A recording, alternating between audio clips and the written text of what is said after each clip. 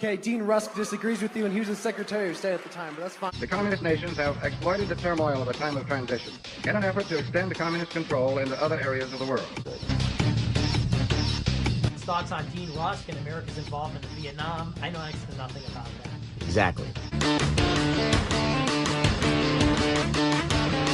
The only thing I'm going to say here is the only one that's made this political and weaponizing it is Trump himself, and he's been doing this with weaponizing the law in different institutions since 2016. And when you think about it, you have so many people watching this case around the world.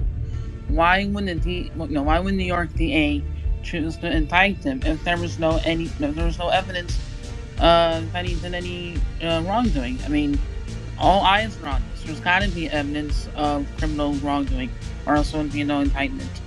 And so that's what I believe. And like I said, he's the only one who's been politicizing this.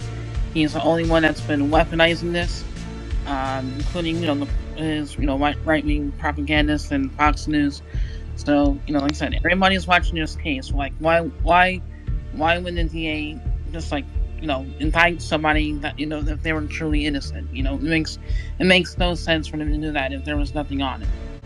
Well, according to the brilliant legal mind that is David Weissman, who sat in a Twitter space listening to people explain to him the ridiculous, politically biased investigations of Ukraine-gate, Russia-gate, and on and on and on it goes, just completely ignores it, and then asks the very simple question, why would he be indicted if there was nothing? And this is almost akin to, why are you scared of government surveillance if you're not doing anything wrong? This is the level of brilliance that we're dealing with here.